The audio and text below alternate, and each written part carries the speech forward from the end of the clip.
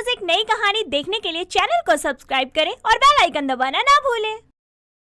Tokyo Olympics 2021 में heavy weight lifting में जिन देशों का प्रदर्शन और योगदान सराहनीय है, उनके नाम लेते हुए एक एक करके रेफरी उन्हें सम्मानित करने के लिए स्टेज पर बुलाते हैं। 49 केजी में तीसरे पायदान पर कांस्य पदक जीतने वाली इंडोनेशिया की डब्ल्यूएसा है। जोरदार तालियों से इनका स्वागत करते हुए हम इनका अभिनंदन करते हैं। डब्ल्यूएसा स्टेज पर आती है। जापान के प्रधानमंत्री उन्हें कांस्य पदक पहनाते हुए सम्मानित करते हैं और अब रेफरी दूसरे पायदान पर जीतने वाली खिलाड़ी को बुलाते हैं। पहली बार भारत के लिए रजत पदक जीतने वाली भारतीय महिला ने अपना परचम बखूबी लहराया है। 49 किलो में रजत पदक जीतने वाली महिला है साइखोम मीराबाई चानू। एक बार फिर जोरदार तालियों के साथ हम इनको स्टेज पर आमंत्रित करते हैं और हम चाहेंगे कि वो आकर 2 शब्द कहें।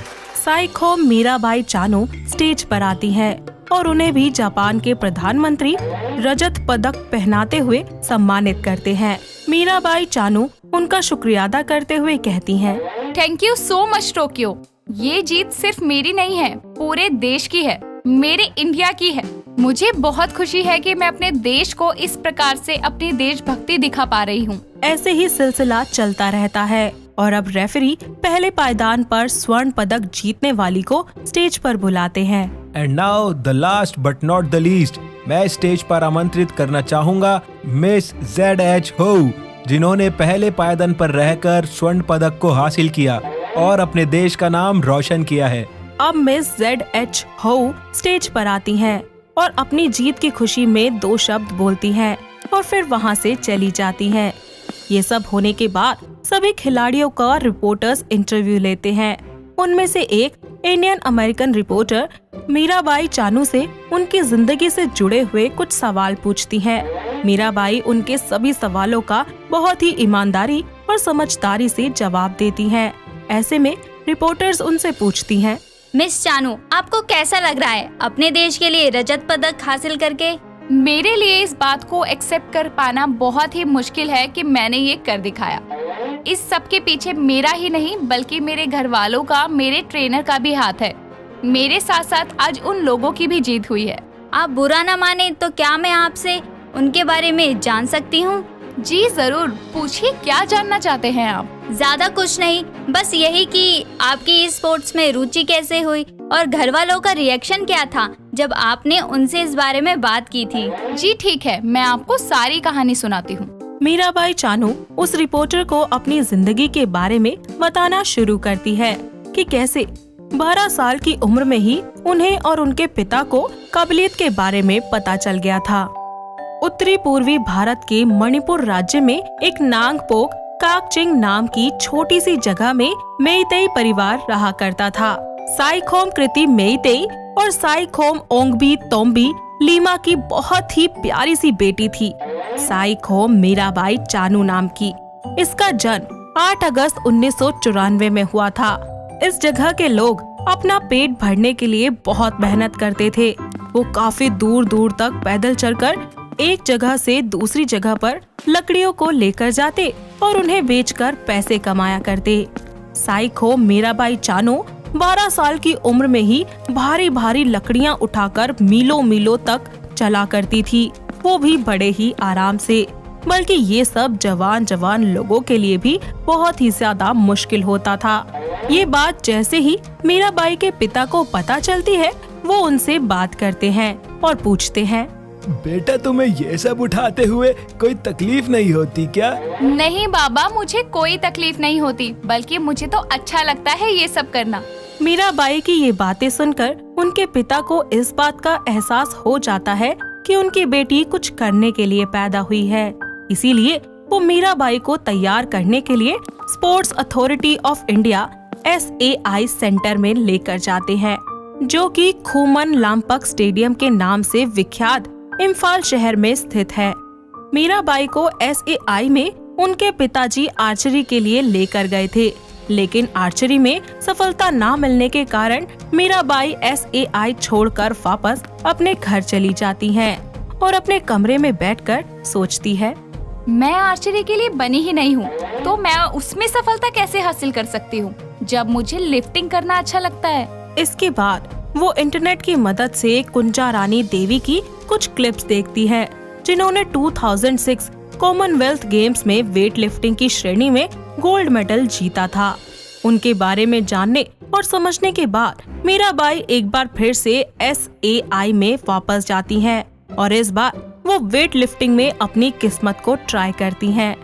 वहां जाकर मीराबाई की मुलाकात अनीता चानू से होती है, जिन्होंने 1990 बिजिंग एशियन गेम्स में मुकाबला लड़ा था। अनीता चानू के सेंटर में 4 साल तक मीराबाई ने ट्रेनिंग की।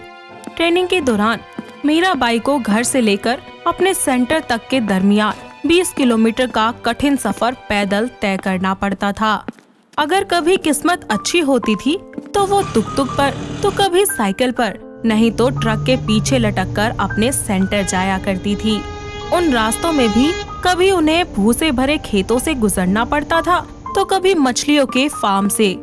मीराबाई को ट्रेनिंग पर जाते हुए कुछ ही समय हुआ था कि उनके पिता ने उन्हें जाने से मना कर दिया, क्योंकि वो एक PWD के दफ्तर में छोटी सी पोस्ट पर काम करने वाले एक मामूली से कर्मचारी थे, जिनके ऊपर मीराबाई के अलावा उनकी 6 और औलादों की जिम्मेदारी थी, जिसके कारण उन्हें मीराबाई को ट्रेनिंग सेंटर में जाने से मना करना पड़ा।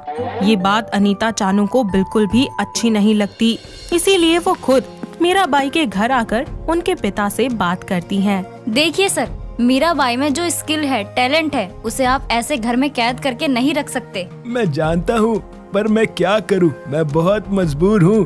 आप मेरे घर की हालत देख ही सकती हैं। मैं इतने पैसे नहीं कमाता कि 9 लोगों का पेट भर सकूं।